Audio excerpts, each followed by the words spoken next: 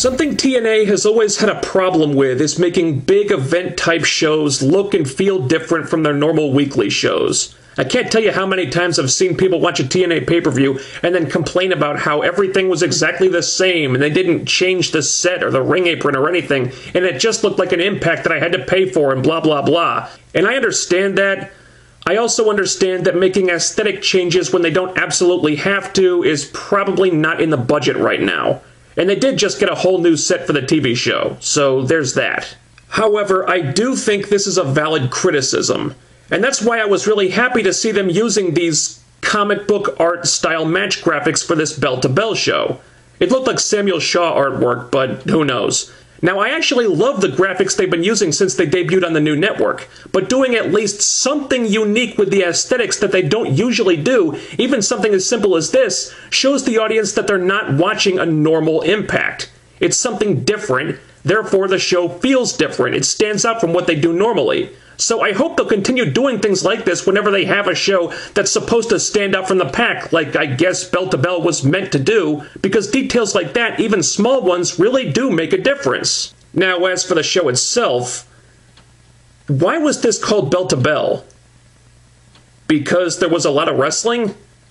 It seems to me that they have a big focus on wrestling every week. I don't know what made this any different, but anyway, it seems like TNA is making an effort to draw more eyeballs to the screen by doing these pay-per-view style theme shows, be it Lockdown or something like this where the theme, I guess, was having a bunch of matches that were meant to be feud enders. Personally, I think drumming up any significant interest in the product is going to take more than that, but hey, at least they're trying. I do wish they would try a little harder on the creative end in certain areas, though. I was surprised by how unengaged I was by the Bobby Roode-Eric Young submission match. The promo exchange they had before the match highlighted exactly why, in my opinion, this feud never worked the way it was supposed to.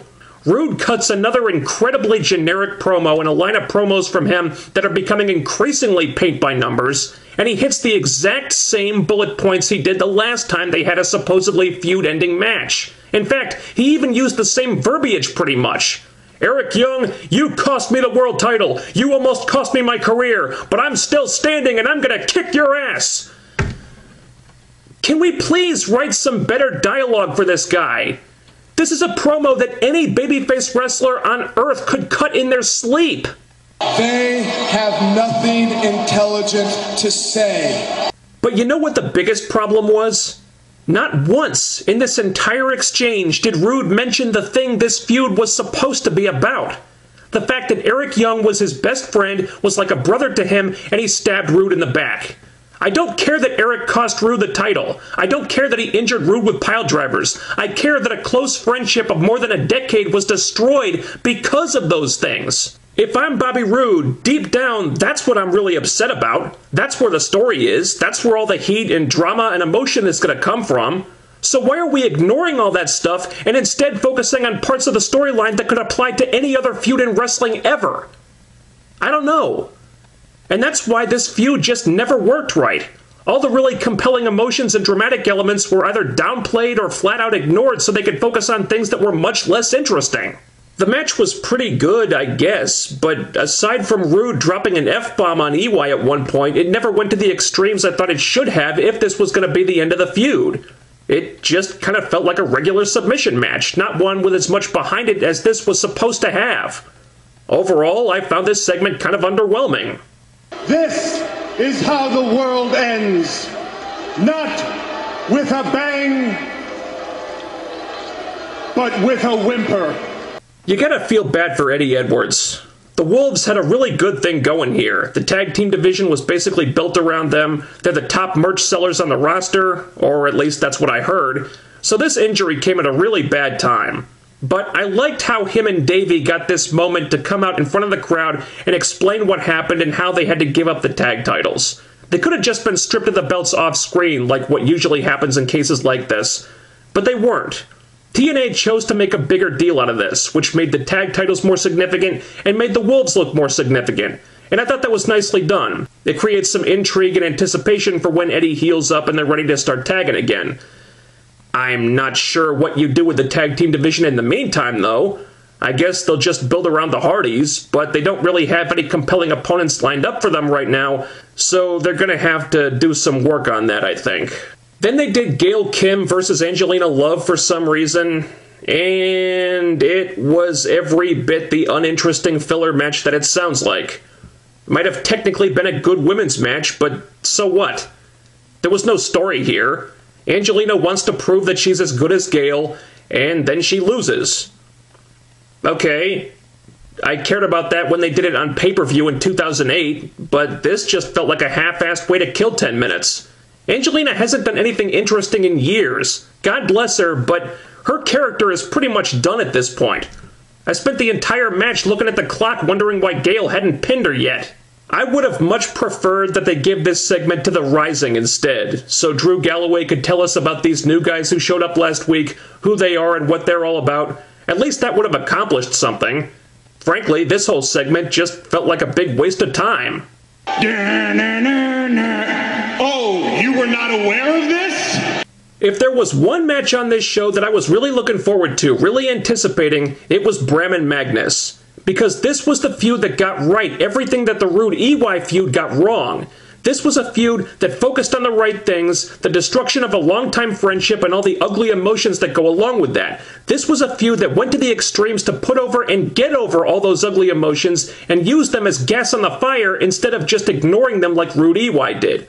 So I had high hopes for this match, and they seemed to be met right up until the finish. For the most part, I really liked what Bram and Magnus did here. It was violent like it needed to be. They went to the extremes they needed to go to. Low blows, chair shots, power bombs on the ramp. Magnus hitting Bram with 3 finishers in a row to end it. No blood, unfortunately, but that's a minor gripe. These guys didn't just want to beat each other. They wanted to hurt each other. And there's a difference.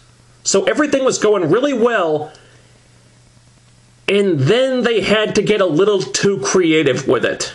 Magnus gets distracted by Mickey, Bram takes advantage, he basically has Magnus beat, and then he goes after Mickey instead. And then she gets saved by James Storm of all people. And because of that distraction, Magnus comes back and wins the match. So Magnus goes over and finally defeats Bram, but only because of the completely random and out of left field interference of James Storm. Magnus finally gets payback on Bram, but instead of this being the cathartic, uplifting win for Magnus that by all rights it should have been, you're left feeling kind of distracted from that because you're wondering what the fuck James Storm was doing out there. In TNA's zeal to set up the next feud for Magnus or Bram or possibly both of them, they took the focus off the feud they already had and thus really diminished the impact and effectiveness that the finish of the match should have had, unfortunately. And that's a damn shame, because the Magnus-Bram feud had been executed so well up until this point. I don't know what happened here. And one more thing. Why was this a Falls Count Anywhere match? Not one time did either man try to make a pin attempt outside the ring. They barely got away from the ringside area, and the pinfall ultimately happens in the middle of the ring anyway. The stipulation never factored into the match at all. So what was the point? Why not just make it a no DQ match? This is unbelievable. This doesn't make any sense. So our main event is Angle Lashley 2. And to be honest, I was hoping for something other than what we got from this. They have good matches together, but it seems like there's nothing going on here except for that, just having a good match with Angle and Lashley. And I was fine with this when they did the first match, but after that you want something about the story or the dynamics to be different, for there to be something at stake that there wasn't before to keep things fresh. Otherwise, it's just the same thing over again. But that's not the plan, apparently. Nothing has really changed, except this time Angle is the champion. I was hoping something would happen here to set up what Angle does next, what creative has for him next, but then they do the shoulders were up finish, so it seems like the only thing on the horizon for Angle is another match with Lashley, where again, nothing is really different. I have no complaints about their matches, but at the same time, from a creative standpoint, it doesn't seem like there's a lot of story being told here. It's just two guys having matches for the title where I guess TNA is banking on their name value alone to sell it. And for me, that doesn't stay interesting for long before you have to evolve it into something more. I'm not suggesting they start overbooking this all to hell, but a little more story than what we're getting would definitely enhance this, I think. This was a weird one for me. On paper, this looked like a perfectly fine Impact, and there was certainly nothing here that was terrible or stupid or offensive, but certain segments were hurt because they got a little too creative, other segments were hurt because they didn't get creative enough, and stuff like Gale versus Angelina just really didn't need to be there at all. Wasn't a bad show or anything, but ultimately, I didn't really care for this one.